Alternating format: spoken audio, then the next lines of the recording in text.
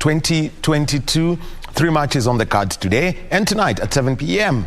on Signet. Yes, KBC Channel 1 is bringing you the encounter between Senegal and the Netherlands, the Lions of Teranga against the Orania. So look out for that, but also remember that right here, I'm going to have a Dunda Qatar this afternoon, and also remember the pre-match analysis coming to you from around 6:15 p.m. Plus, lots of the highlights and other packages all around the World Cup.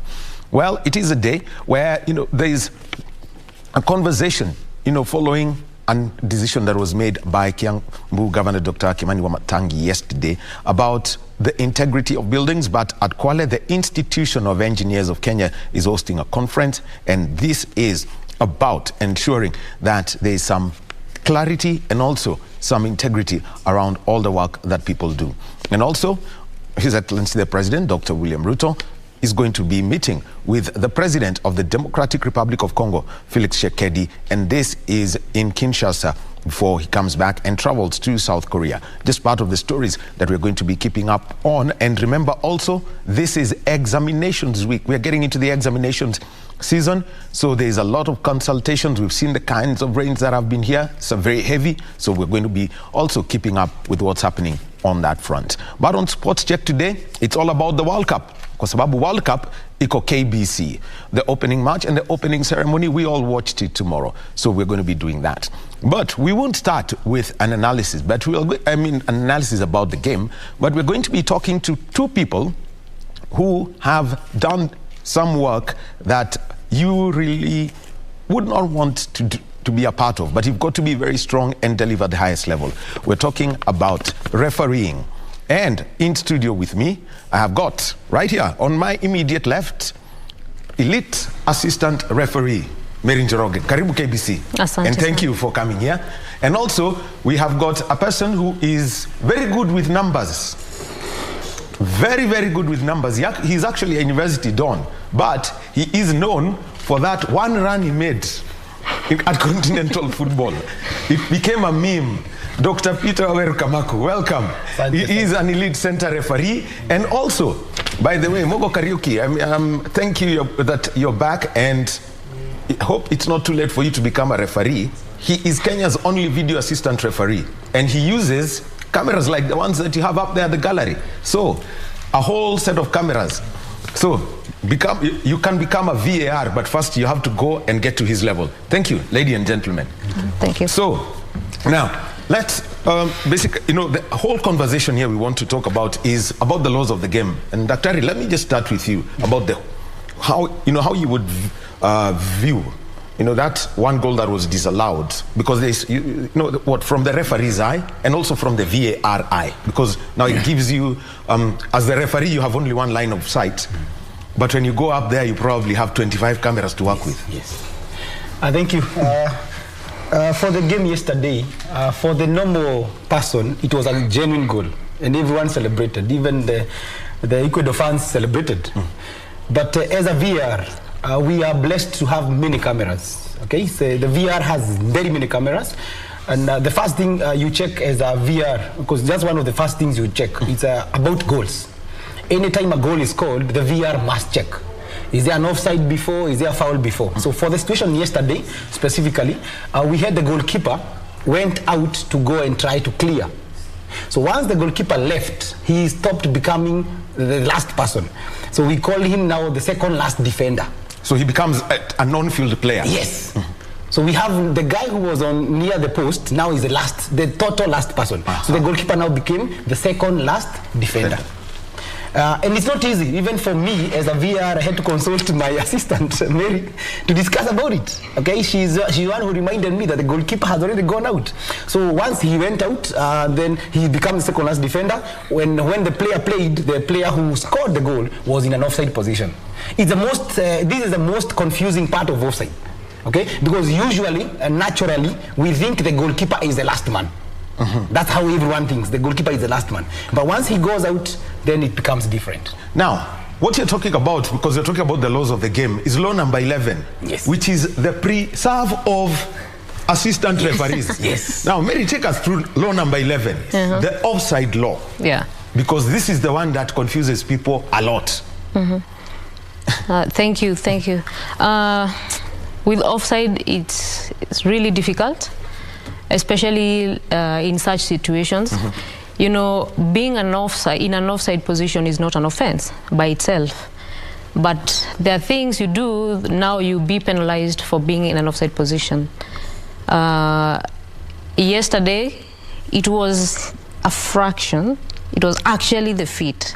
But the law says it's parts of the body, head, part of the body, feet. So it was actually the foot that was offside. So that's why people didn't get it. And the situation yesterday, it's not something we see like every day, where a goalkeeper goes out. And as Peter said, it's the case. So now it's the second last opponent.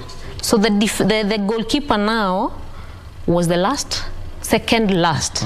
There was someone behind. So for referees, it's not easy as a referee. But for assistants, we are always advised to be cautious when the goalkeeper leaves his line.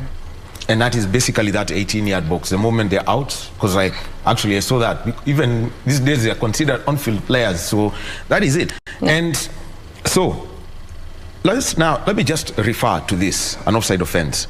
Interfering with play or touching the ball passed by a teammate, or interfering with an opponent. Explain that part of the offside. Interfering with play basically means playing or touching a ball that is played by a teammate while in an offside position. Remember, being in an offside position by itself is not an offense.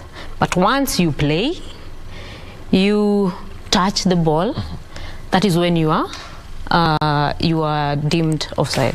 All right. Yeah. Another practical one that I would like to use is where a free kick is being taken, but you have a player who's standing in front of a goalkeeper, blocking the line of sight. Yeah. How would that be interpreted? That one is interfering with an opponent by blocking his. If he makes actions, any action that prevents the goalkeeper from playing, or any other defender from playing the ball, or being able to play the ball, then he's in an offside position. Daktari, how would you deal with such a scenario then? Because at least you always have that advantage of, you can see what these guys are doing. Usually, as a referee, I'm both a referee and a VR. So I have had the privilege of refereeing at touch levels. So usually as a referee, you do what you call prevention. So when you see a player has gone in front of the goalkeeper, the best thing to save the situation is go to that player and tell him, if you move or you disrupt the goalkeeper, then we are going to penalize you. And then you inform your assistant referees very well that there's a player in front of the goalkeeper who may be disrupting. So when he now blocks or he disrupts the player, that's when now you penalize. But you find some situations your player just stands there and does nothing. Okay? So you must be very brilliant or very keen in noticing that. Okay, and something people don't know. There are 3 scenarios, Mary, where when it becomes that, that the case is, it is not an offside. There are 3 scenarios. You just explain them. We have goal kick, we have throw-in, and a corner kick. And what's the thinking behind that? With the throw-in, it's simply because the player, they're using their hands. So you cannot be in an offside position from that. Yes. You cannot score from a throw-in. With a corner kick, it basically means that the ball, before the ball was played, the ball was in front of all the players. Because you have to be, for it to be an offside, it's you're nearer to the opponent's goal line than both the ball and the second last opponent. So in this case, with the corner, the ball is placed where? Right at the edge. At the arc. And at the arch? Yes. And by being in front of everyone means somebody else had played. Yeah, sure. And the other one is a goal kick. Yeah, the goal. I think the thinking behind the goal kick, the ball is coming from too far. From too far. Okay, so there is no direct advantage somebody is getting from that. But that's the key. Okay. Now, there is also another one, because I know you also have the laws of the game, and this is where a defending player leaves the field of play. Now, how does that work? Because that is a crazy one that people maybe have never heard of or even thought about. Now, it depends on where he leaves the field of play. If, allow me just to use the word goal line. Yes. Goal line ni for the normal fan ni ile line imetoka kwa kona moja mpaka kona ingine. Yes. From one behind the goal. So if a defender leaves on that side, we deem him to be on the line. So until the ball stops, we will assume he is on the line. So there will be no any offside. So, and in that scenario, for example, it's a player who's received treatment on the field of play and leaves through that point. That part. Now, the good thing, if the player is receiving treatment, he is with the permission of the referee. So that one is not a problem. That one is allowed. So the player who is leaving must have the referee's permission. So if he leaves with the referee's permission, then it's okay. No more play. But if he leaves without referee's permission, that's why we count as if he is on the line. Yes. Yeah, for the purposes of offside. For the purposes of an offside. Yeah. All right. So, and at what point then do are they considered not to be, creating an offside position, an offside line, or being in an offside position by coming back? The thinking about it is, if players were allowed to leave any time without referee permission, then a player near the goal line would just leave and to create an offside situation. Okay, so that's the thing. Somebody who sees a striker who is faster, he will just leave the field of play. Okay, so the thinking is that once he leaves without the referee's permission, then he will be deemed to be on the line until the ball stops. Until the next play. So when the ball goes out, now we have a whole new issue. And do you sanction such a player who pulls off such a move? Yes. A player who leaves the field of play without referee's permission is supposed to be cautioned. Now, for medical reasons, sometimes if it's medical reasons, it's okay. But if it's just unsporting behavior, then it's supposed to be sanctioned with a yellow card. All right. Now, Mary, I'm sure you can that book that you have that is, you can use it, let's say it's a flag, and the signals that you use. Yeah. You could take us through that, because people, at times they just see you lift to the right hand, but they don't know that when you use the left, it means something else. Yeah, sure. So, you can do it even when, Oh, okay. For offside? Let's start with, first of all, a throw-in, an attacking throw-in or a defending throw-in, or what it means. With my right, it is a throw-in for attacker. Left, for defenders. Corner kick, that's a corner kick. Oh, of course, I'll be along the touchline. Yes. For offside, you first raise the flag to alert the referee offside. After the whistle, then you indicate where the offside was. For far end, it's here, in the middle, and here near me. Yeah. For free kicks, you have to wave a little bit, alert the referee, and then indicate this is for attacker. For defenders, raise, indicate, and then, So it's basically showing the direction that the ball will take. Yeah, sure. Okay. Now, let me come now to the other one, and this is all about offenses. First of all, a penalty is a free kick, but you're not allowed to be within the box. Just explain that one first. Yeah, just a penalty is a direct free kick. Okay, so the penalty is given to an advantage of the attacker. He was maybe in a scoring position and an offense occurred, so he is given the chance to regain the scoring position. So basically, a player, the ball is played, is placed that is 12 yards away from the goal, and all the players, attacking and defending players, are supposed to be outside the penalty area. Usually, people like calling it box. Okay. Yes. So, but it's the penalty area, including the arc.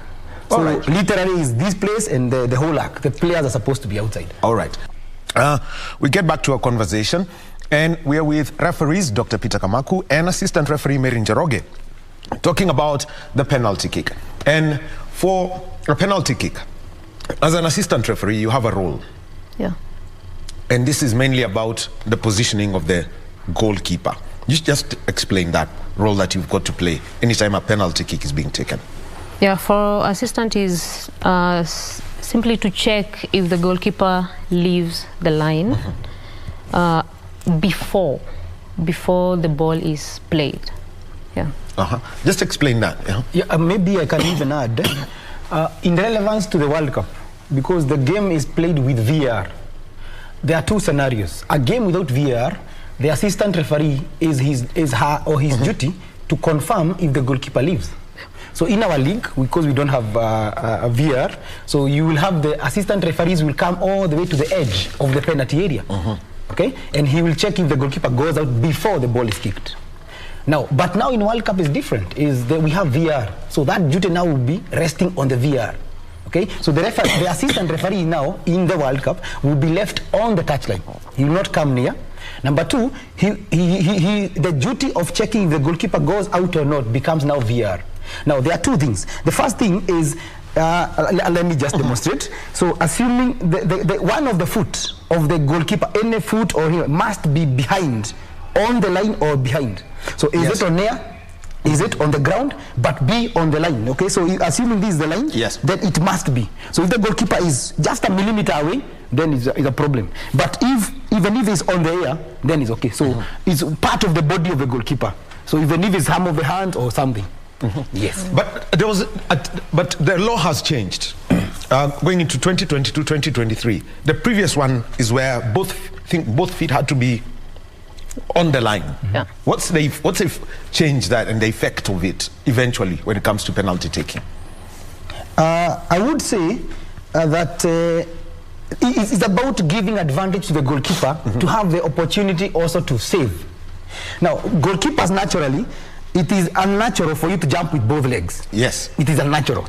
So you will have to have at least on flight. If you want to jump, you have to be on flight. So you are given the leeway of having one of the foot to give you an advantage to, let's say I want to block on this side. So the goalkeeper will be given the chance, this foot to be away, okay, he can jump, but this other one, or the other way around, must be behind the line, either on or behind the line. Yes. All right. Now let's move around the offenses, some of the offenses and unusual ones that lead to a penalty. Because people ask, sasa hiyo ni nini? Mary, you could start with some that you can pick up from your side as an assistant referee. It's when maybe a player is trying to deceive the referee. The referee is behind, so I can't see. So there are players who strikers who tend to they want to control the ball. Yes, they will tend to control the ball using their hands because they know the referee is behind and maybe the referee cannot.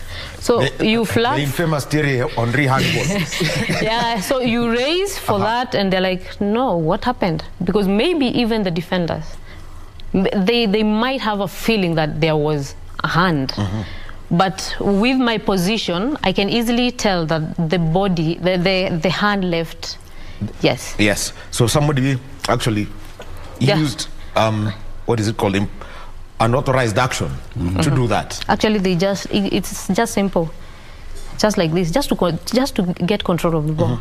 Yeah. All right. Another scenario where the referee is not at the same line, moving this way, but you notice something. Maybe it could be off the ball incidents because the referee is on the ball, focusing on the ball. Then there could be an off the ball where a player maybe strikes or does something. So that I will definitely inform the referee. And it was inside the penalty area, it's a penalty. By the way, for you to communicate that, besides just waving the flag, we see a lot of referees, you've got two-way communications. Yeah. How does that work? I mean, are you able to make a shout for a call, or is it a third party? It makes our work very easy. Very, very easy, because with the communication, I can easily talk to the referee.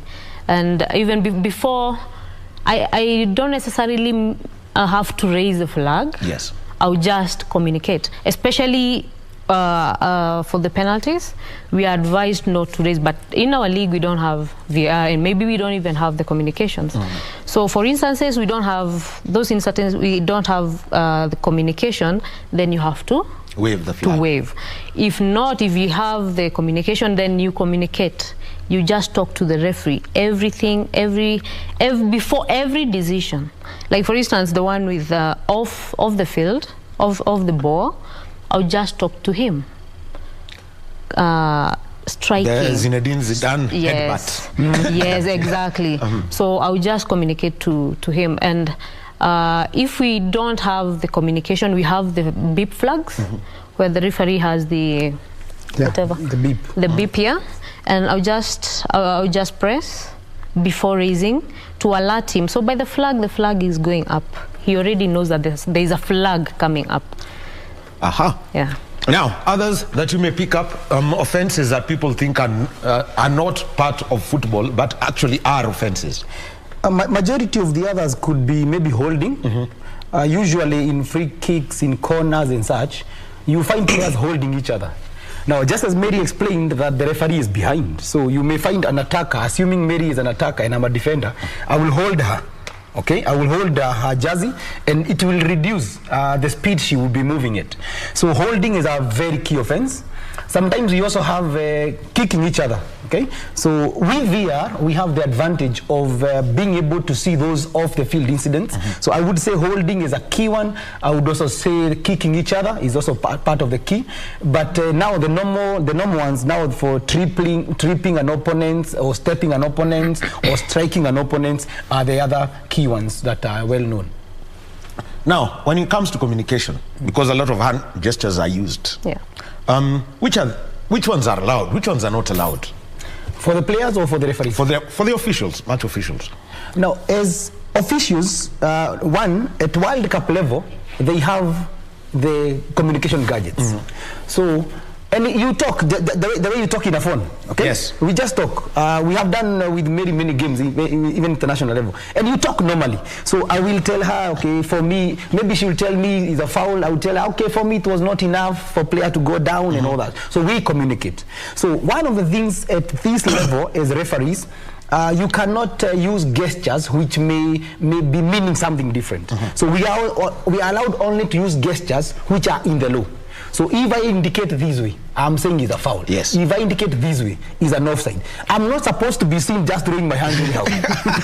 Okay, so whenever a player sees me do this, they know automatically. All right. So if it's an indirect free kick and I don't do this, players know it's direct. So when I do this, it means indirect. Okay. Yes. Now, take us through the gestures, so that, because you know people are going to be watching the World Cup. Yes. So take us through this, the gestures of them, men in black. Okay. So from now, from when the match starts. Yes. And maybe within a minute there is a foul or an offside, and or maybe the ball goes out for a corner or a throw-in. Now, the first thing when we have the players have lined up, you will see the players go and they leave us with the captains. So basically what the captains will do, they will come to me and will toss. So whoever wins the toss decides what to do.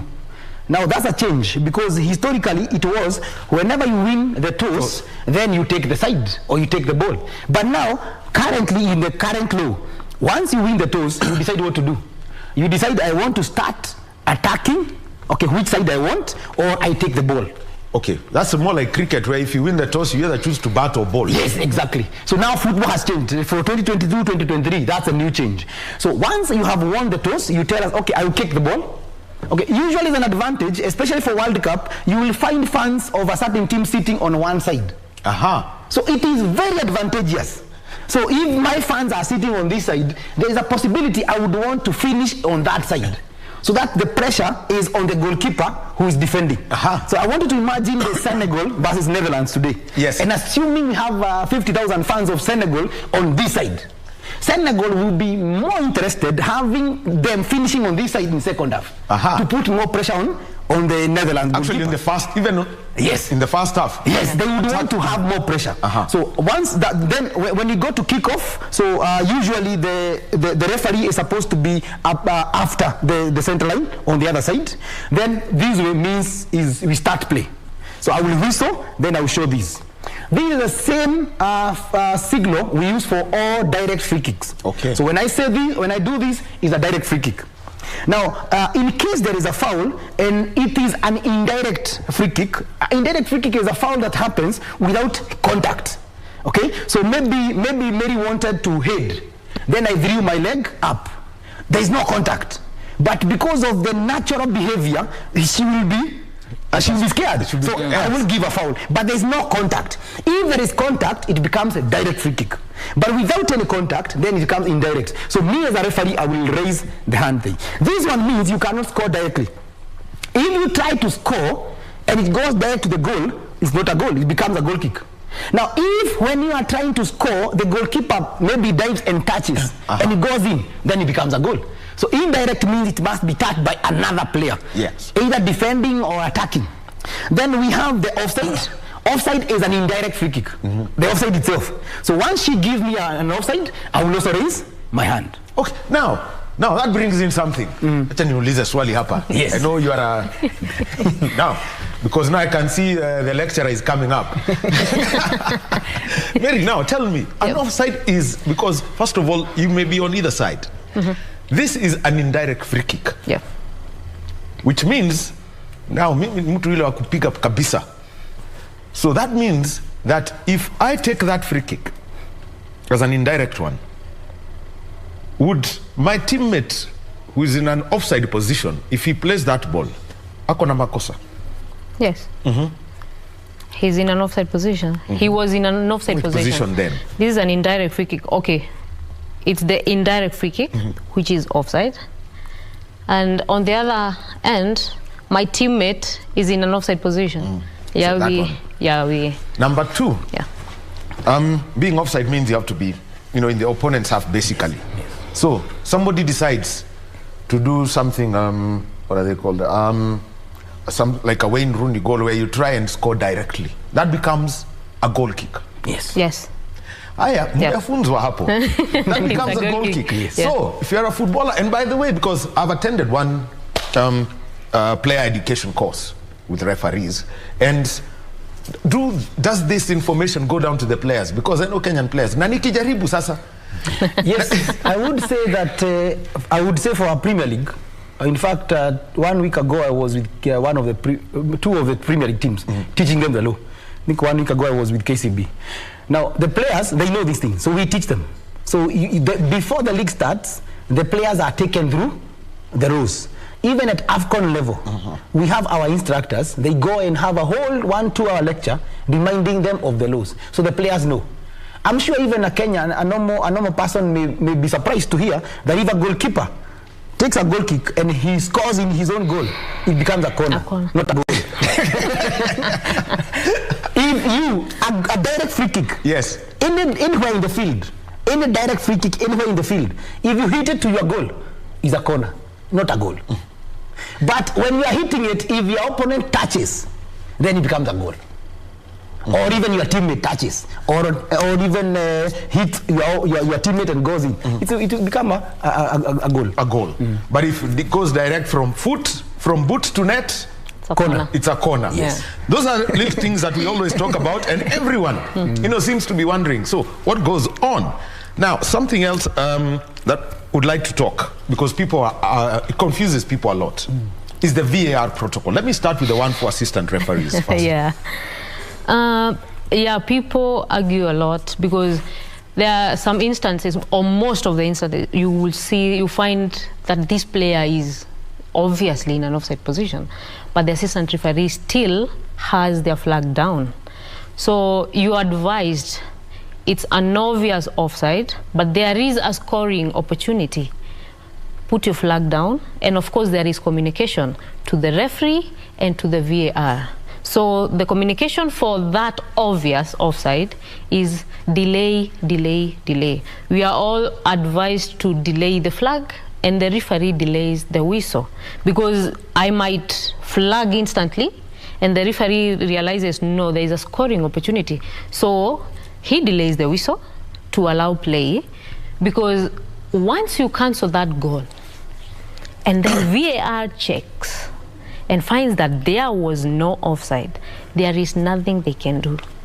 so it remains cancelled. But you delay at the end, then once you say delay, they're expecting a flag. Then you must flag at the end.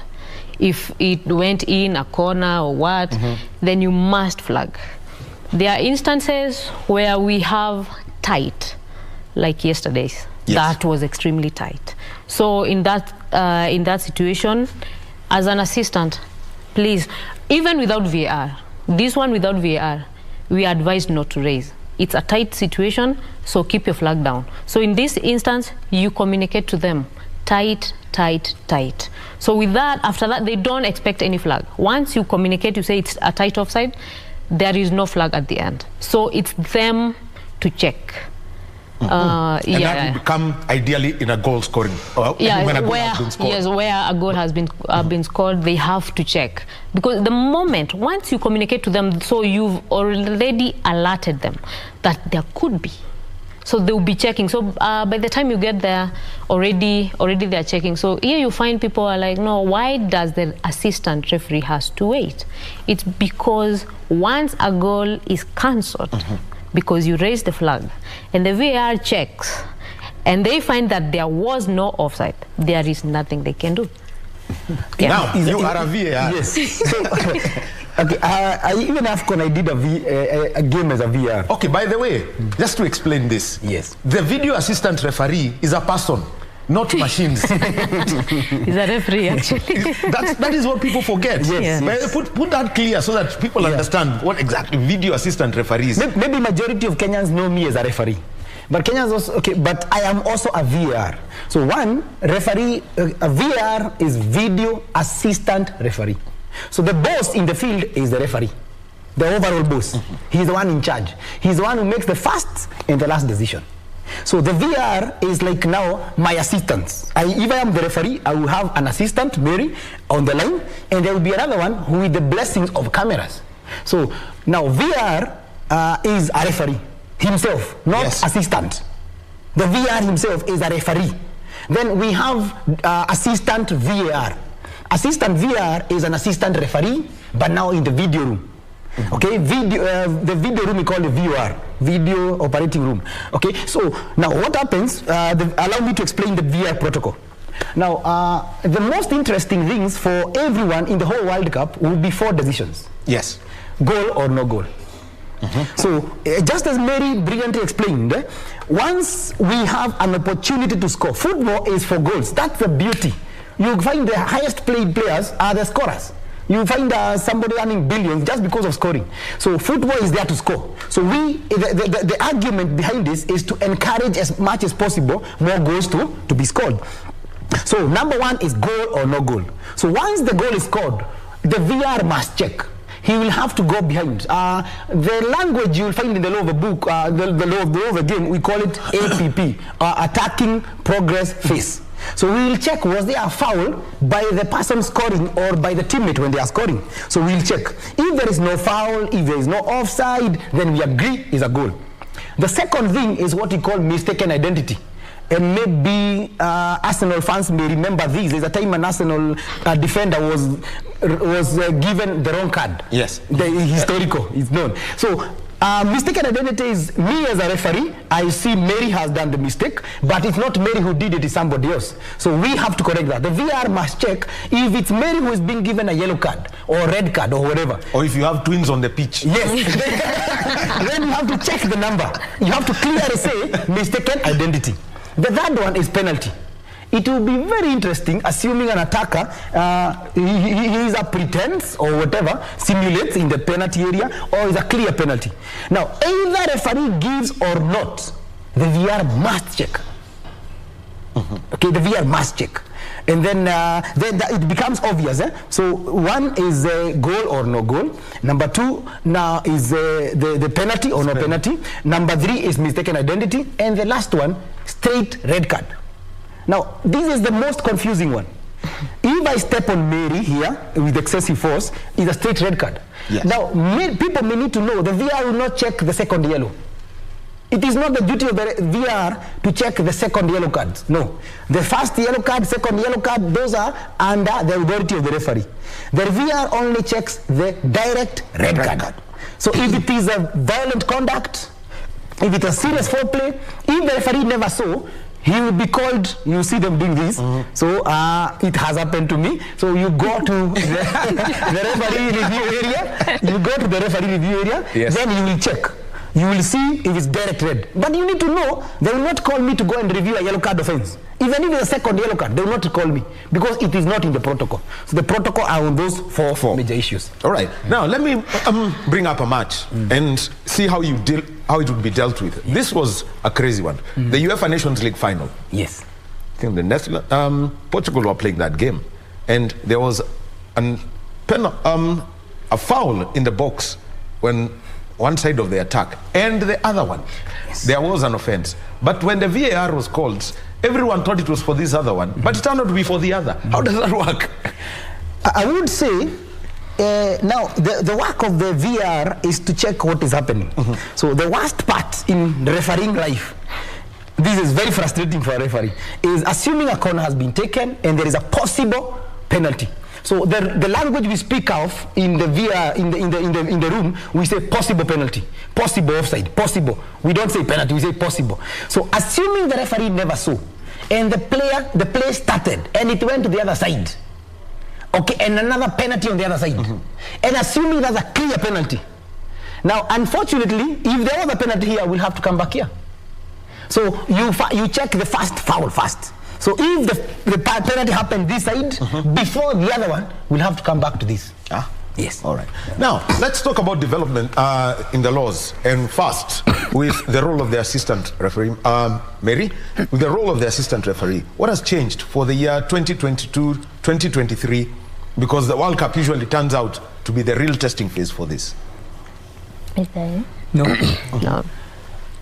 Maybe I would say there is no major change in the offside situation. Yes. For this World Cup. The only thing people will notice is whatever Mary explained, that assistants will not be flagging a lot. Yep. They will be waiting for the play to continue, then they come back. But there is no major law change which has happened for the offside. Okay. Yeah. Now, something else that I'd almost forgotten. When there is this thing we love doing. Yes. When we are playing our Sunday football. When you're going to take a penalty, you first dance around the ball and kick it. There is something about that. Yes. About where you place your foot and the penalty kick. Just explain that. Now, allow me to, assuming the ball is here, so you will allow me to use my pen to assume it's a ball. The player is allowed to do anything he wants before reaching the ball. So even if I want to turn, majority, you have seen I think he's called Jorginho of Chelsea. Yes. He is known of doing this. Okay?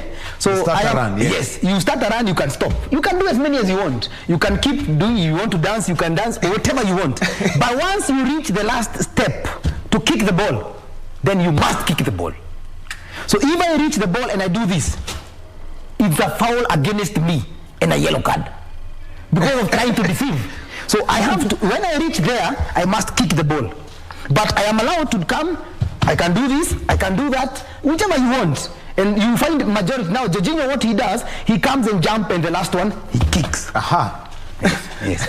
All right. And when observing this, also, whenever you're doing these observations and checking them out, what are some of the things that you keep reviewing when you go back to your dressing rooms? Mary, I'll start with you. For penalties? Or? I mean, for overall, as you review, say after a game, anything has happened, things that, eventually a report that must go to the match commission. Yeah, normally, during halftime, we normally have that talk because there are incidents that maybe you did not expect, but it happened. So we normally raise those issues. Then maybe there are players who are against each other and stuff. So I'll just get there and tell the referee, hey, watch out player, so and so, he did this and this. Then wachezaji watasema nyinyi yes. masnitch. No. You know there are instances where you find there are instances where you find players maybe he was fouled and like he wants to revenge, so you can read so that I might, if I'm near, I might just verbal warn him, but when I get back to the dressing room, I'll talk to my referee. Hey, watch player so and so. Just talk to him before because some of them are frustrated. So just talk to him, just control them. And there are some fouls that maybe we find that the players now are frustrated. They are just committing fouls, unnecessary fouls, and there are maybe a lot of illegal use of arms. That when we go to the dressing room, we tell the referee, hey, watch out. There is too much of this. So then you should know how to handle this. But then, of course, after the game, we analyze the game ourselves. Yeah. So what happened? What did not happen? You should have done this. This should have happened. This player should have gone out. Or yeah. Okay. Now let me come to something else. The pre-match protocol, because having the advantage of at times going to a stadium, what's a full inspection list that every team must go through before they are allowed to get on the pitch? I would want to answer that in reference to maybe World Cup, because it's the same protocol. Yeah, so World Cup, AFCON, yes. Now, it's a bit different between a league and the tournament. Now, I will start with a tournament like AFCON and World Cup. Now, the first thing, already the tournament organizers, they have the names of the players. Yes. So basically, we know who is playing. So we have a list. Assuming, let's give an example of Senegal, maybe they have 30 players. Okay. So this is the or 20 or even whichever 25. So assuming you have the 25 players, all of them are registered. Now, but being registered does not mean you are playing. So the first thing we do, which is 90 minutes before the game, the fourth official, the guy you see doing substitutions, he's the one who goes to the teams. He goes to the team rooms and he has to check the player, the number, and see the player physically. So the player must show him the jersey. Okay, so you will have in the bench, so assuming Mary is a player, I will call the number one, goalkeeper. Okay, let's say Mary, then she will have to show me the jersey she will put on. Physically, I must, as a fourth of you, I must see the jersey. Then after checking all the players, then now we go now to the officials. You also need to check who are officials who will be seated on the bench. It's important for us to know who will be seated on the bench. Those are the key ones. Now, but now for the league, for the normal league, is the same scenario, but it happens earlier. Yes. Okay. Now, equipment check. Especially things like shin guards. Yes. The boots, yes, and what the goalkeeper has. Yes. Now, the goalkeeper, you will find some goalkeepers wearing maybe head mask, maybe unless they have an injury or such. It must be black. That's the first thing. That if a goalkeeper is putting on, allow me to call it a kofia. Okay, but for health issues, the headgear or like yes. a check. Yes, it has to be black. Now, if I put an undergarment. Okay, Qatar is going to be a bit hot, so maybe they will not have them. But in extreme conditions where it's very cold, they put undergarments. It must be on the same color with the sleeve. Okay, so assuming this sleeve is blue, then I have to put a blue one. I cannot have these and then I have a red one. It must be of that. Then undergarment, the inner one, also must be on the same color with the last part of the short. So it must be same color. And the most interesting one, all team players must have the same color. So if we decide to do blue, everyone must be blue. Yes. Then finally the socks. The uniformity is from the head all the way to the socks. Players are allowed to put any boots they want. Yes. And usually the boots are for advertisement. So you'll find one Nike, another one Adidas, another one whichever type. But the uniform must all be the same. Now, but the shoe can be different. But now the most interesting is the last part of the shoe. So you find some players, especially in the leagues, though they have the socks up to here. Then whatever socks is there must be on the same with the rest of the uniform. The stockings. The stockings. The stockings. Yes, thank you. We get back to a conversation about the laws of the game, and we are with assistant referee Mary Njoroge and referee Dr. Peter Overkamaku. So Mary, you know, everyone has their story, and you know the education that one has to get about becoming an assistant referee. And something else, I mean, I think I was told by referee Kirwa. Manager. Yes, referee manager, is that if you decide to become an assistant referee today, you'll never get into the center. Yeah. Tell us about that and how, at what point that changed. Ever since I joined refereeing, I was interested on the line, running the line. So I did a few matches as a referee, but I was not comfortable there. I was more comfortable on the line. For an assistant referee, one thing, fitness is a must, no compromise. But with assistant, it's all about movement along the touchline, because there are movements and the flagging technique. I don't know whether I can show it there. Yeah, you can use, you have the book there, that is the laws of the game. No, it's just the movements. Okay. To show the movements. All right, there is a line here. So you can use this line. Yeah, you can demonstrate on this line. Okay, suppose this is the halfway line, and this is the corner flag. So here I'm supposed to face the field with my flag facing the referee or the field, because I can't be here and my flag is here. So the movement is sideways, depending on the play. If it's not fast play, you sidestep. There are instances you turn where there is maybe a counter attack with your flag on the field. Then it's basically, then you sprint, you get here, you sidestepping a lot, not just sidestepping. Sidestepping, and now the flag, with the flagging, you have to use the same hand. If it's a foul for defender, we are always advised, use the same hand to raise, other than bringing it here, then changing it. So use the same. So it's all about movement, flagging technique, and of course with assistant you have to be on top-notch concentration. Yeah. And when the decision was made that if you become an assistant referee, that's it for life. You know, like they say in India, if you become a lawyer, you choose either to go to court or become a company secretary. And you choose one path, that's it for life. How has that changed the scenario for a lot of people? For me, I think it's much easier to focus and concentrate on that. Because if I'm on the line in this particular match, then on the other match I'll be on the line or the referee, then it makes it difficult to analyze yourself. Because normally when you go to a game, after the match you analyze yourself, then you know what to improve on the next match. But now you find today you're on the line, tomorrow you are the referee, so it makes it difficult to concentrate or to focus on what you want to do. Okay. Yeah. Now, Daktari, yes, your story about refereeing. I would say that the first thing is a referee. When I started as a referee, from the word go I knew I want to be in charge. The difference between assistant and referee is in charge.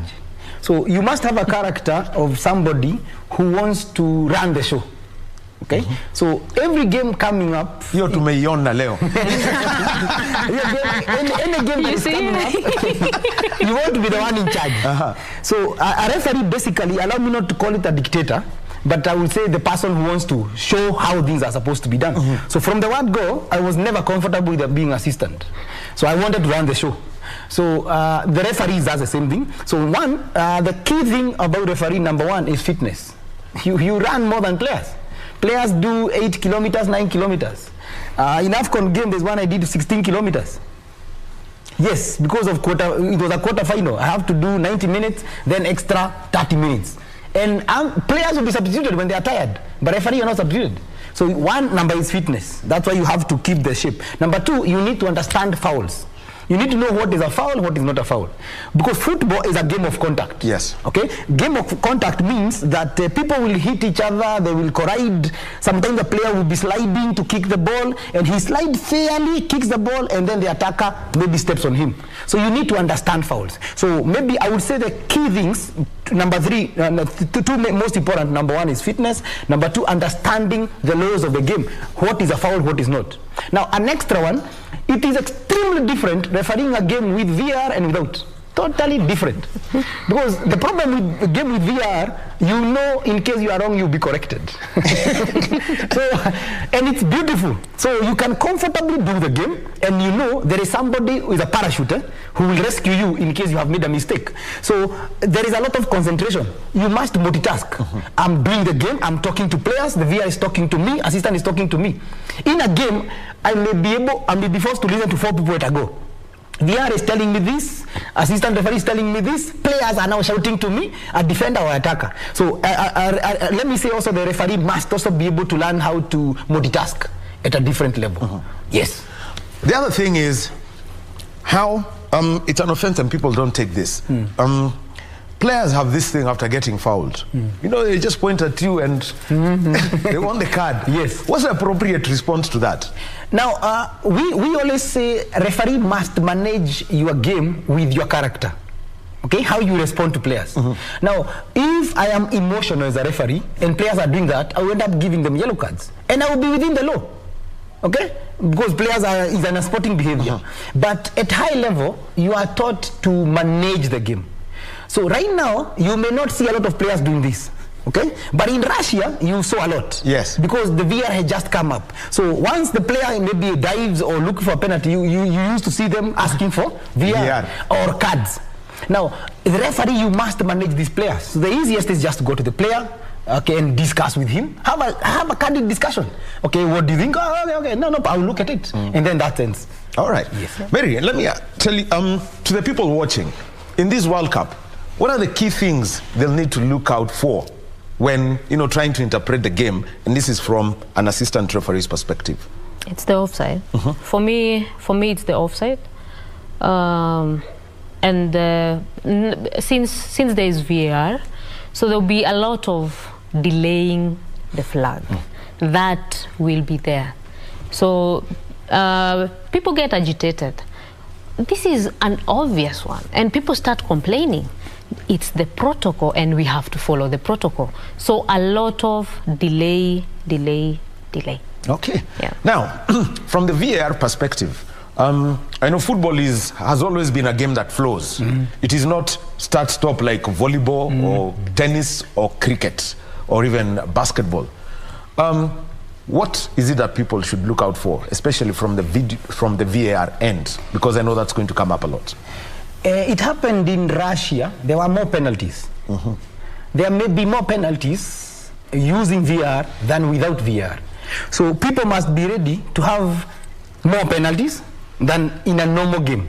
Because maybe referee missed or he did not miss. Number two, it will be very interesting, like you saw yesterday.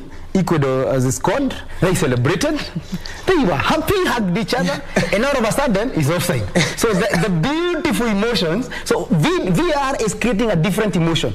And this one will be very interesting, where you score, you celebrate, and the goal is cancelled. Then you go, okay.